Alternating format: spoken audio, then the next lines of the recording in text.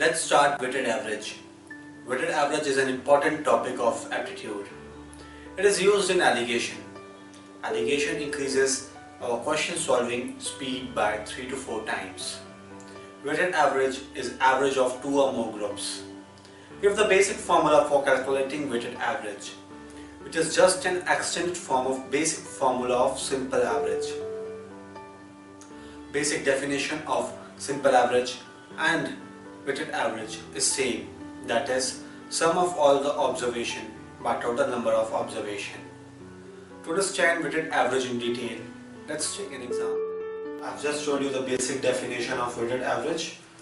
It's the average of two or more groups. Here I've taken one example. Let's discuss it.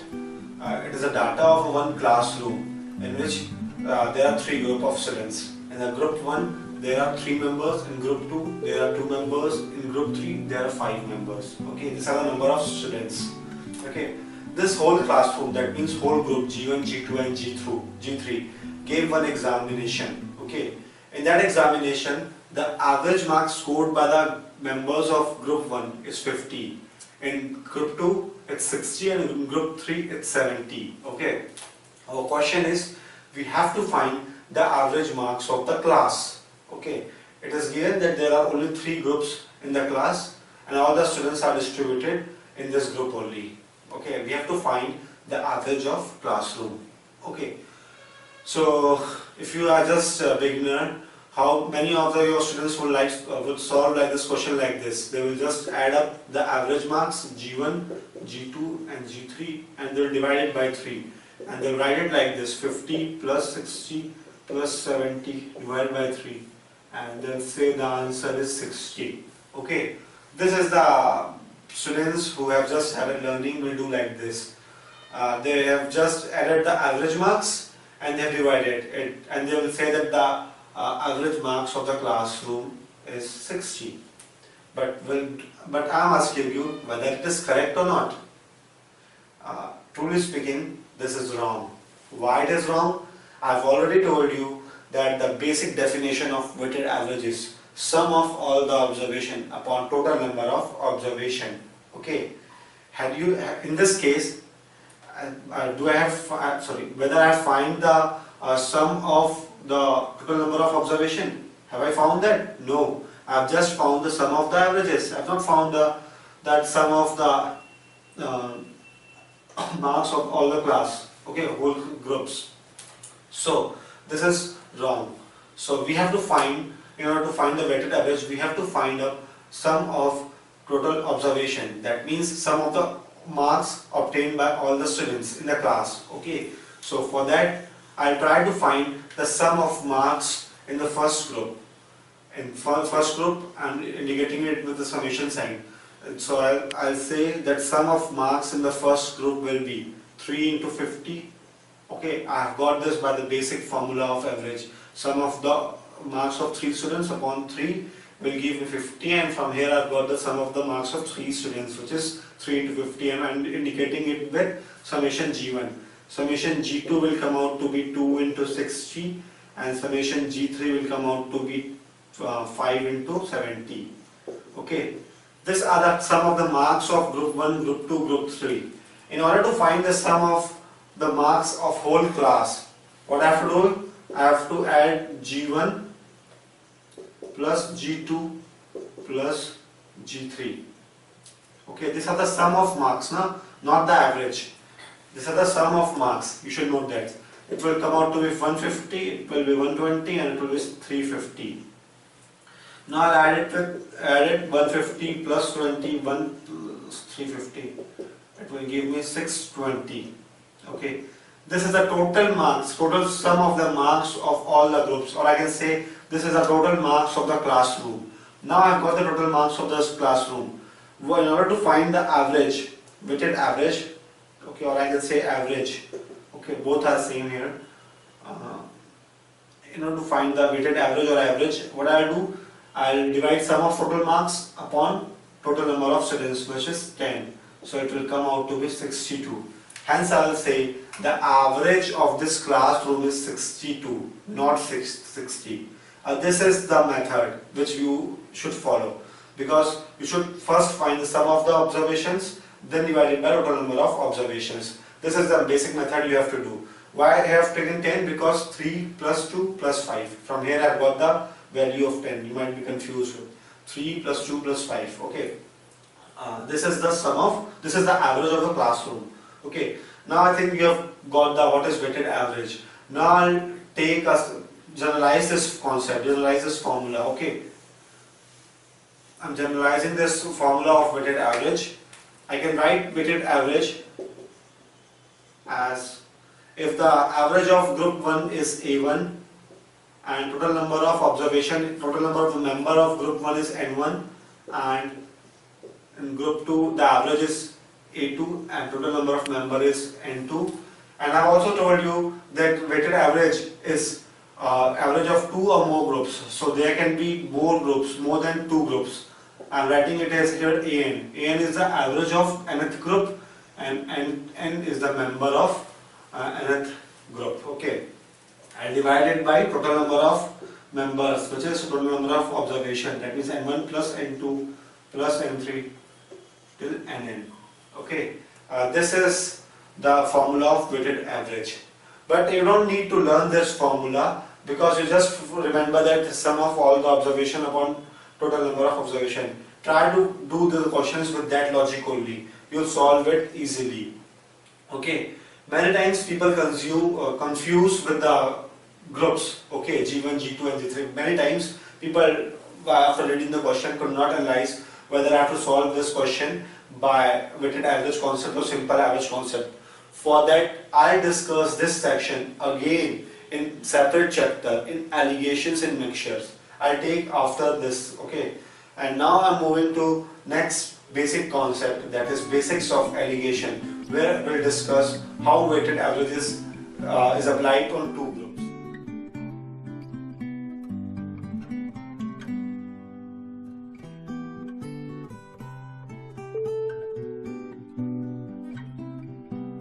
Let's start allegation. If there are two groups and we have to find its weighted average, we can use allegations also to find weighted average. Okay, here I have taken one example. Here there are two groups. In a classroom there are two groups. That means group of students, group 1 and group 2. In the first group there is 24 students. In the second group there is 16 students. Now these students gave one exam, and the average marks scored by the group 1 is 50 and the average marks scored by the second group G2 is 60. We have to find the average marks of the class.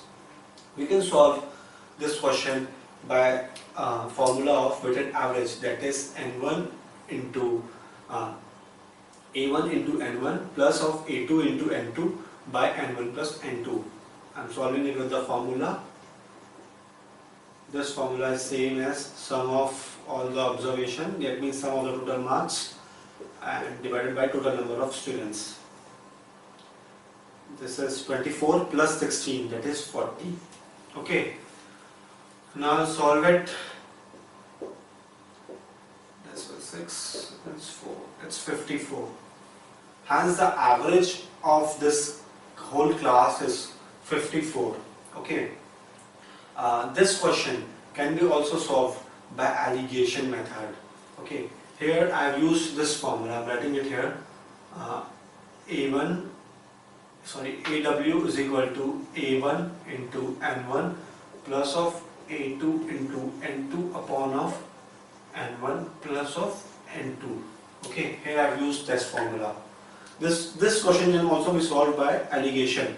Allegation is just a graphical method to solve the questions. Okay, allegation increases our speed, question solving speed by 3 to 4 times. I am solving this question by the method of allegation. In allegation, we write this method in a graphical form. Okay, here A1, here I write average 1, that means average of the first group. Here I write A2, which is the average of second group. In the mid, I write AW, which is a weighted average. It means resultant average of A1 and A2 group. Here N1, and this is N2. This is the total number of observation of first group and total number of the observation of second group, N2. Okay. we solve questions on allegations diagonally, okay, like this. Before proceeding further, one thing I would like to clear.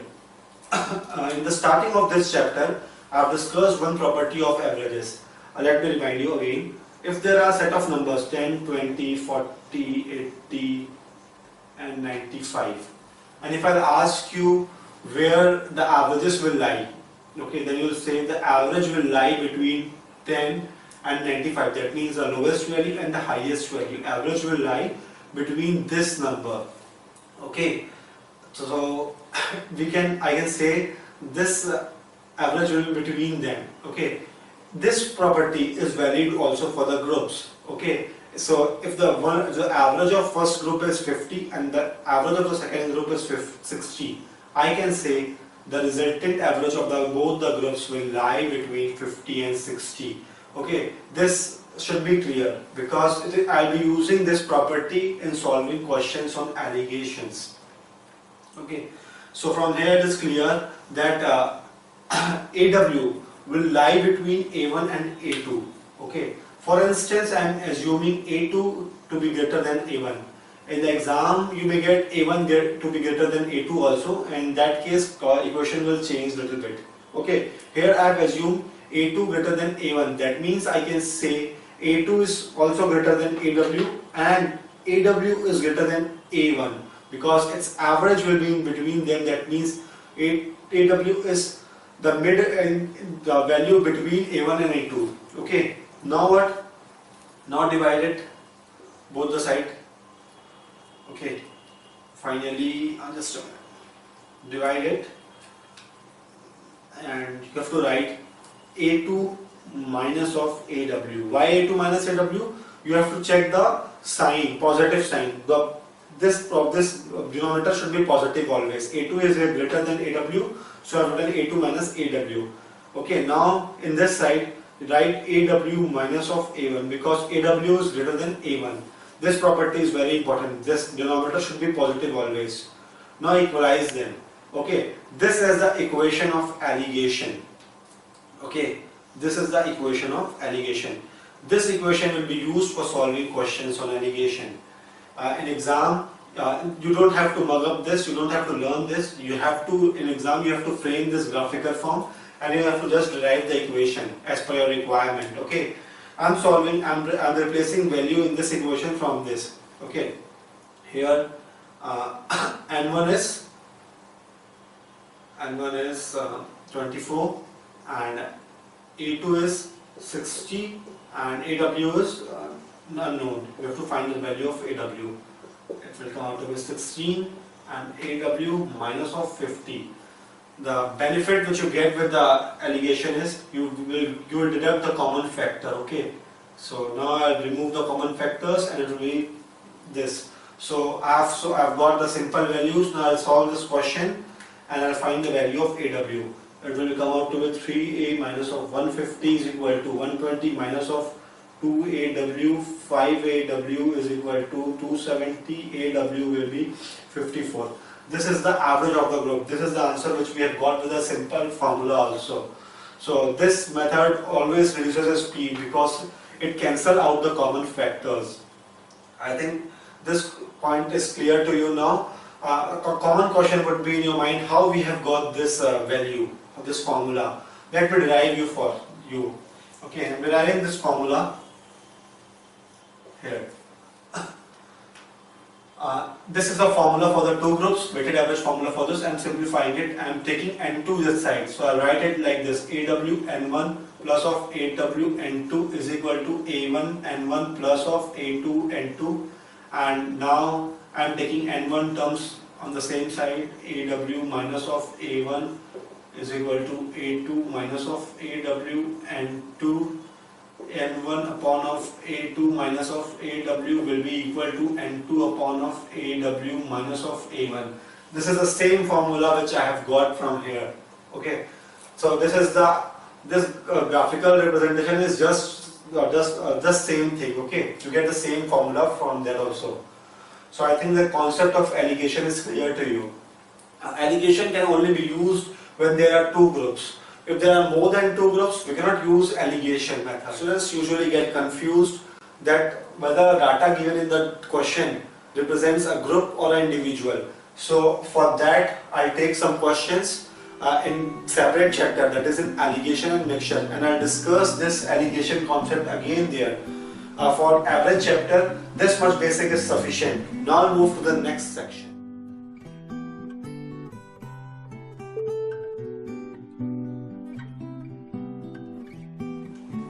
I've just discussed about allegation. Now I'll take some questions on allegation.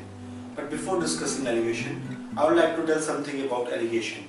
The concept of allegation can only be applied when we have only two groups. If we have more than two groups, we cannot apply the concept of allegation.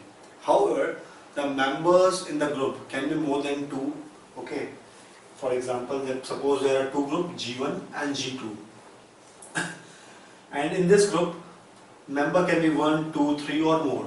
In this group, member can be 1, 2, 3, more, anything, any number. Number can be more than 2, 1, anything. Okay. Any number can be there. This is the basic concept we should know before applying allegation. Okay, group should be 2, members can be more than 2, both the groups.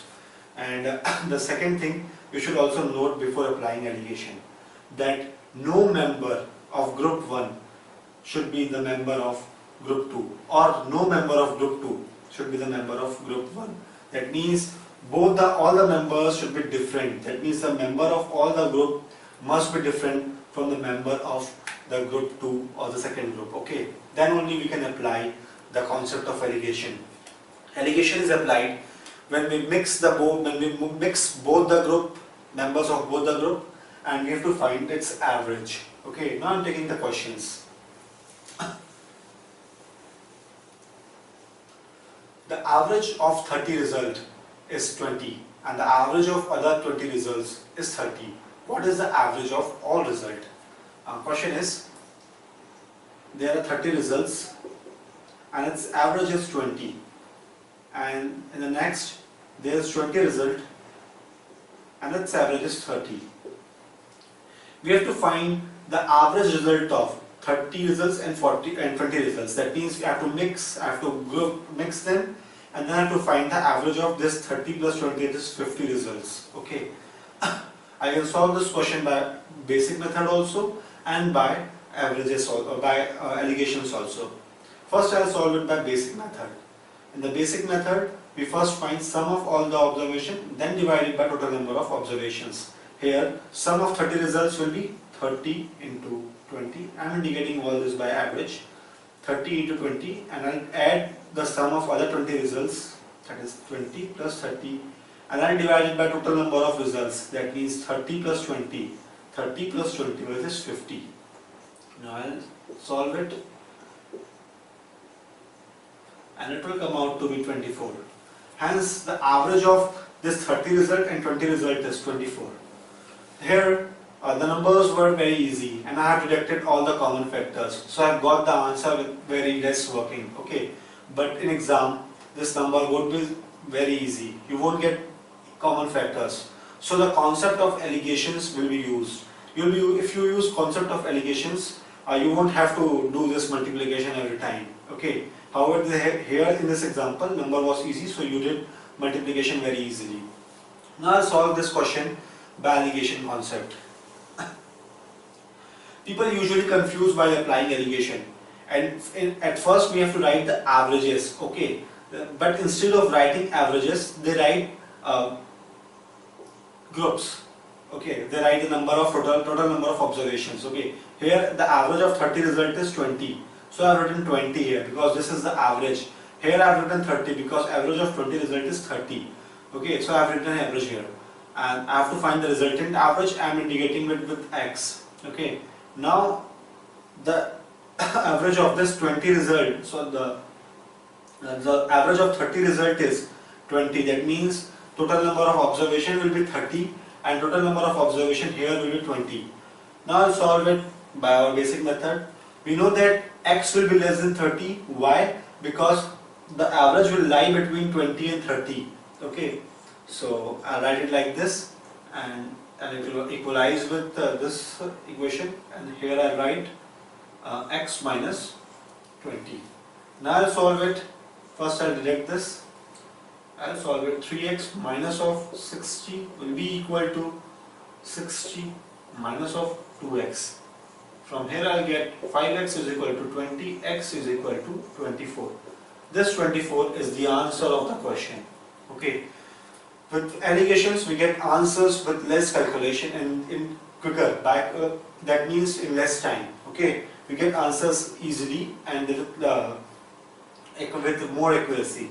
So always follow alligation. But thing is, you must be confident while using this value, while putting the values, averages, the value of averages and then the number of observations. If you put them right, you will get the correct answer in less time. Okay, I think this is clear to you. In this question, one word you should note is the word other was mentioned. Why other was mentioned? Because we were mixing all the observations were different. That means no observation of the group 1, that means of result 130, was common in this. Okay, this should be known, this should be clear. Now moving to the second question.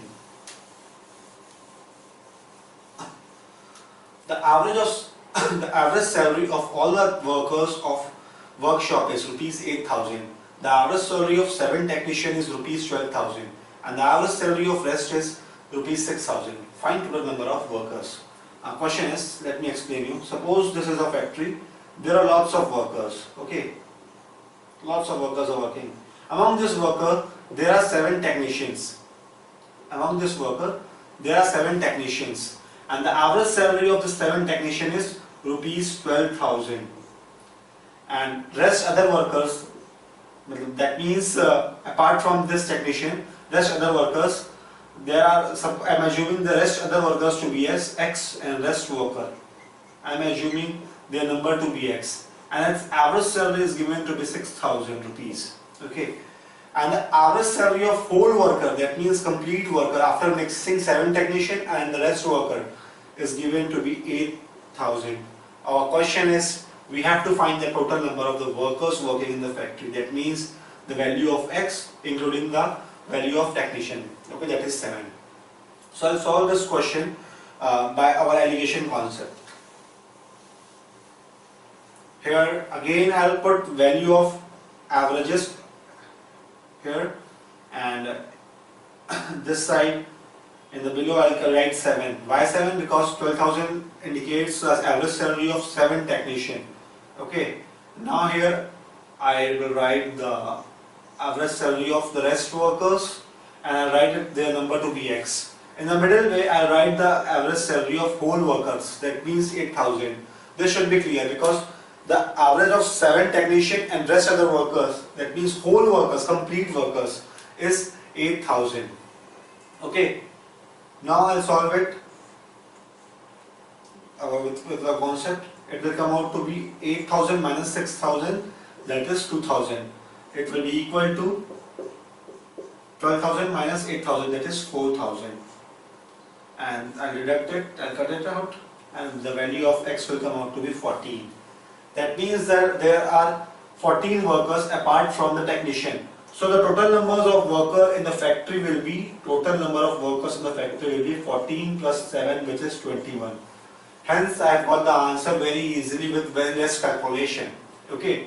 If you have solved this question by basic method, you would have done a lot of calculation for finding the answer. But with the alligations, you have got the answer very easily.